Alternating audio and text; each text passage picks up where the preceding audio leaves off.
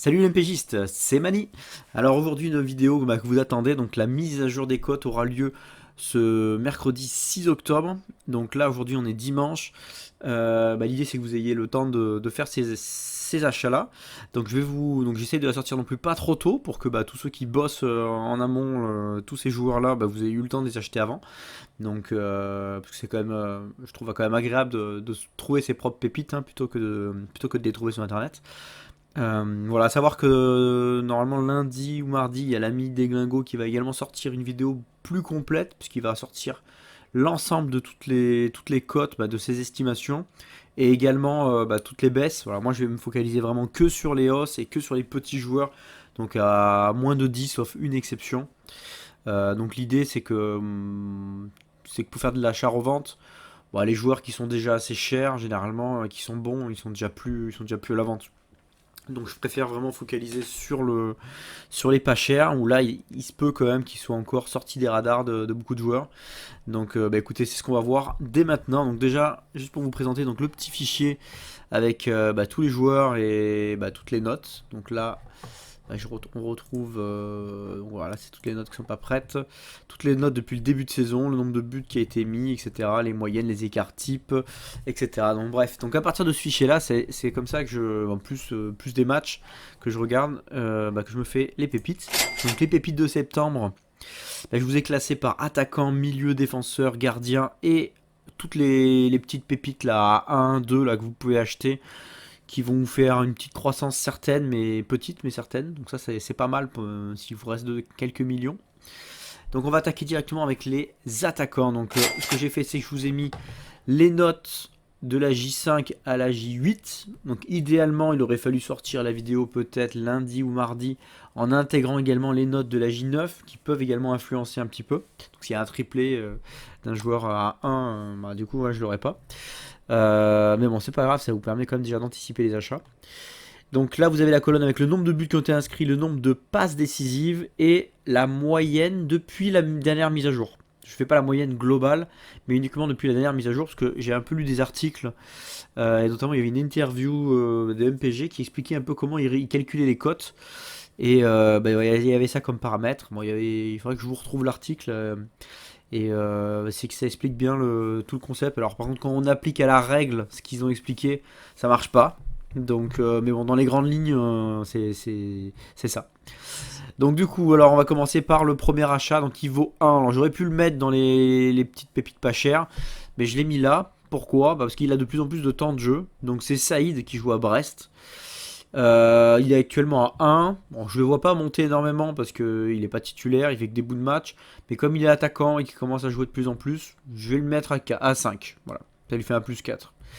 Ensuite, Badji, donc lui, je vous l'avais annoncé dans le mercato, dans les nouveaux joueurs. Donc il était arrivé à 1. C'est un joueur qui vient de Belgique, si je ne dis pas de bêtises, ou Suisse, là j'ai un petit trou de mémoire. Donc voilà, donc lui il a fait une titularisation, il joue tous les matchs, il y a de plus en plus de temps de jeu, donc pour l'instant pas des belles notes, hein, 4,3 de moyenne, aucun but, aucune passe décisive. Mais bon, c'est quand même un joueur qui va pas rester à 1, moi je le vois bien entre 5 et 6, vu qu'il a pas mal de temps de jeu. Donc celui-là à acheter absolument s'il est dispo. Ensuite, le petit Enguet, alors ça y est, enfin il rejoue. Donc moi je l'ai depuis le début de saison, là je commençais un peu à m'impatienter. Donc je l'ai payé, donc il vaut 3. Moi je le vois bien monter aux alentours des 7, tout simplement parce qu'on le connaît bien. MPG le connaît bien. Il nous a fait en plus une passe décisive pour son retour. À voir ce qu'il fait en J9 aussi, ça peut influencer. Donc bon, pour l'instant, son moyen était à 6, normal, il a fait qu'un match. Il n'était pas titu. Donc voilà, 7, c'est peut-être généreux, mais à voir ce qu'il fait en J9. Donc ça, vous allez réadapter en fonction du résultat. Bon là, c'est sûr, là, ça c'est la grosse pépitasse, comme dirait l'ami des glingos. C'est le Bamba Dieng. Donc Bamba Dieng, il est à 5. Donc là, je le vois bien monter aux alentours des 14. Pourquoi? Parce qu'il nous a claqué 3 buts dans l'espace des 4 dernières journées. Donc bon, par contre, il y a le retour de Milik dans pas très longtemps. Donc il va quand même, il risque d'avoir moins de temps de jeu. En tout cas, il en aura parce qu'il n'y a pas 50 attaquants à Marseille. Donc, et puis bon, comme il est performant en ce moment, c'est sûr qu'il va jouer. Donc voilà, moi je vois c'est une des plus grosses progressions à plus 9. Voilà. Ensuite, Stéphane Diarra, donc un Lorientais, qui a déjà un peu joué l'an dernier aussi, mais pas des petits bouts de match. qui là il joue quasiment tous les matchs mais en remplaçant. Donc avec des notes plutôt correctes. Donc voilà, je le vois bien monter aux alentours des 8. Bon, c'est pas sûr, hein, c'est pas une grosse plus-value à venir, hein. Ensuite, le petit Kofi. Alors lui, je me demande si c'est pas une petite pépite. Donc il commence à être titulaire, là on voit. En plus, il nous a mis un but. Voilà, donc je le vois bien monter aux alentours des 9. À voir ce qu'il fait à la J9, hein, d'ailleurs, hein. Peut-être que ça peut monter légèrement plus. Alors Nicolas Depréville, donc qui joue à Metz depuis son transfert, bah, c'est pas un transfert, il avait plus de contrat, il avait fin de contrat à Bordeaux. Il a été introduit dans le jeu à 7. Donc moi je le vois bien monter aux alentours des 10. Pourquoi? Parce qu'il a pris sa place dans le 11. Il commence en plus à marquer. Et puis bon, c'est un joueur qu'on connaît très bien, notamment à MPG. Ça fait des saisons qu'on se le trimballe. Et généralement il fait quand même le taf. Donc je le vois bien monter aux alentours des 10. Ensuite Van Bergen. Donc joueur intéressant je trouve. Donc lui ça y est, il est installé dans le 11. Il n'a pas des notes de fou. Mais je pense qu'il a quand même du potentiel. Donc à voir ce que MPG en pense. En tout cas, une des certitudes, c'est qu'un joueur qui est titulaire à MPG sur les 4 derniers matchs, en tout cas sur les derniers matchs pendant la mise à jour, il prend 10 minimum. Donc je l'ai mis à 10. À voir si ce qu'il fait. Bah, en J9, non, c'est déjà fait, mais voilà. Donc ensuite, bah, Valère Germain, alors même s'il est à plus de 10, je vous l'ai mis quand même parce que lui c'est clairement un joueur qui va prendre sa plus-value. Donc il est arrivé à 12. Je le vois bien monter à 16, donc un plus 4, parce qu'il est on fire depuis son arrivée à Montpellier. Pourquoi? Bah, il a mis 3 buts dans l'espace de 4 matchs, donc c'est top. Voilà, on va passer maintenant au milieu de terrain. Donc les milieux de terrain. Alors le numéro 1, c'est notre Jean Oana. Alors Jean Oana, donc je sais pas ce que j'ai foutu. Donc lui, le petit Jean Oana, donc on l'a pas trop vu venir, hein. Il est arrivé comme ça, de son petit transfert de Lille, sans trop le connaître. Donc il est à 2. Et alors là, depuis quelques matchs, 2 buts. Il se nous tape des bonnes notes. 6, 6,5, 6,5. Voilà, là il est blessé donc aux adducteurs. On va voir quand est-ce qu'il revient. Peut-être aux alentours de la J11, J12. J10, J11, pardon, je voulais dire. Donc il est titulaire, il a trouvé sa place, il met des buts. Donc là, je le vois bien monter aux alentours des 13. Voilà, ça peut être un 12. Voilà, en tout cas 10 de sûr, parce qu'il est titulaire. Et il a marqué, donc on va lui donner un petit bonus 11-12. Et voilà, je mets 13. Voilà, je mets 13. Ensuite, Jonas Martin, donc on connaît bien. Il a depuis qu'il est à Rennes, il n'a pas fait des choses extraordinaires. Mais là, donc, il coûte 4.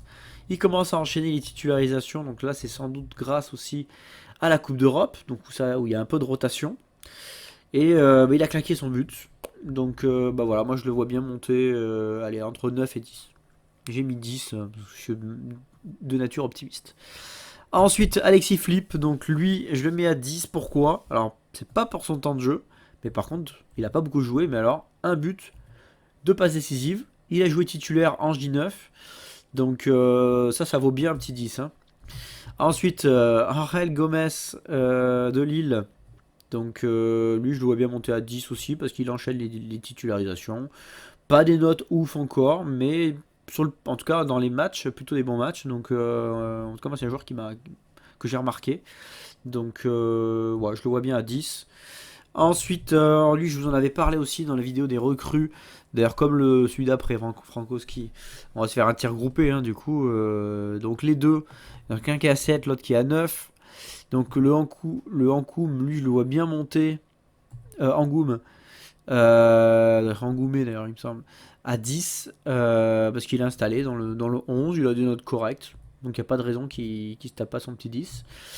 Le Frankowski, alors lui c'est pas mal parce qu'il a gagné sa place titu donc en tant que piston gauche et du coup il est décisif donc quasiment à tous les matchs, donc 2 buts, une passe décisive. Donc là forcément ça va bien monter, alors pas à 10 hein, mais là je le vois bien monter aux alentours des 14. Ça serait honnête comme note. Bah, comme cote. Ensuite, Ekitike, donc lui, alors comment tout le monde commence à en parler. Donc là, en plus, il nous met 3 buts. Il joue plutôt en plus en attaque, plutôt qu'en milieu de terrain. Donc là, ça va monter aux alentours des 15, c'est quasi sûr. Kebal. Donc lui aussi, c'est une révélation à Reims. Donc il est déjà à 10. Je le vois bien monter aux alentours des 14, parce qu'il nous a fait quand même 3 passes décisives dans la période. Donc c'est plutôt pas mal. Donc qui ferait un petit plus 4. Alors voilà, il n'y a pas des énormes pépites, hein, on n'est pas en début de saison. Ça, les effectifs n'ont pas énormément tourné non plus. Donc ben voilà, on a quand même de quoi se faire un peu de plus-value et après soit les garder, soit les revendre pour essayer de. Il y a toujours un petit Verratti, un petit joueur comme ça qui traîne, qui va pouvoir un peu nous changer la game un peu plus tard. Donc voilà, c'est ça le but. Ensuite dans les défenseurs, il y a toujours un peu plus de défenseurs je trouve.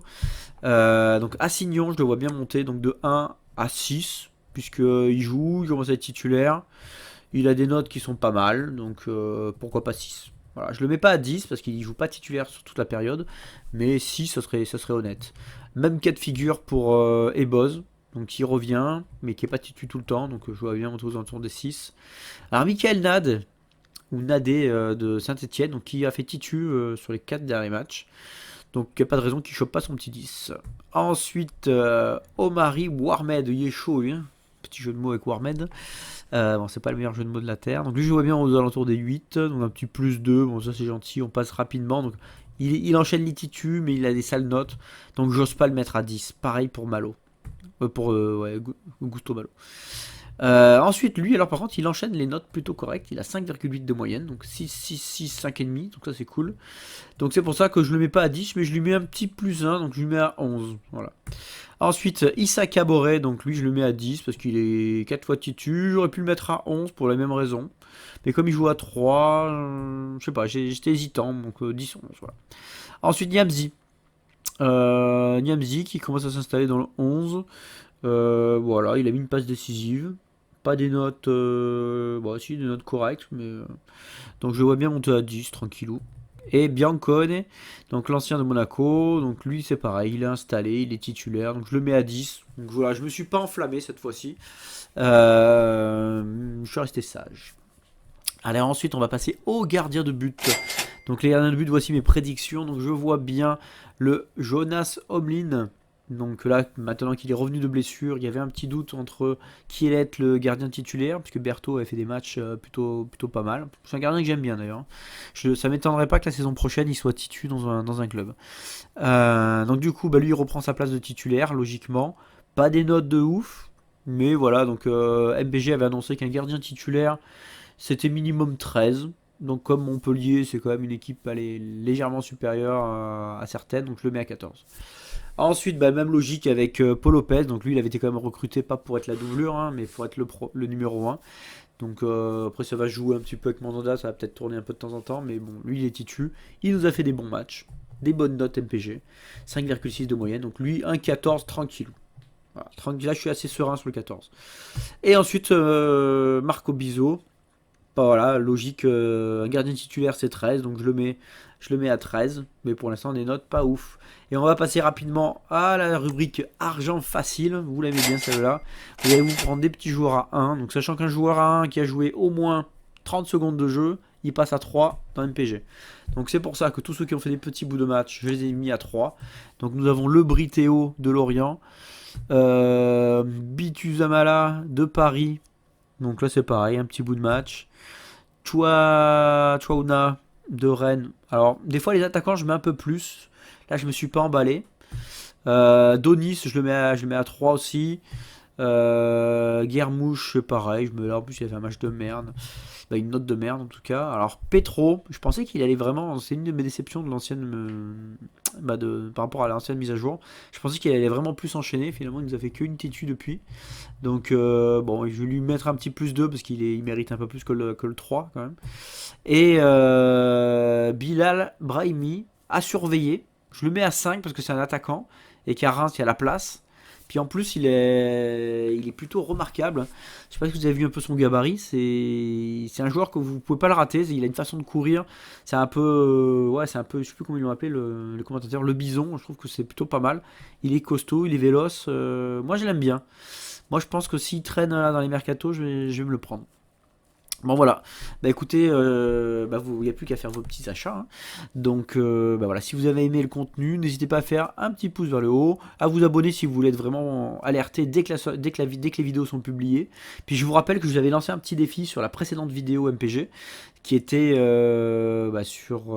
s'il y avait 150 likes dans la vidéo, je crois qu'on en est à 135, un truc comme ça. Donc il reste vraiment pas grand chose. Je vous filais tout le fichier avec toute l'analyse mercato. Donc moi je trouvais que c'était assez intéressant quand vous faites vos mercato de voir un petit peu toute la liste complète des joueurs, à combien ils partent, combien de personnes ont misé dessus. Donc vraiment faire votre petit mercato tranquille ou bilou. Bah, écoutez, s'il n'y a pas les 150, je garderai le fichier. Il est prêt, il est chaud.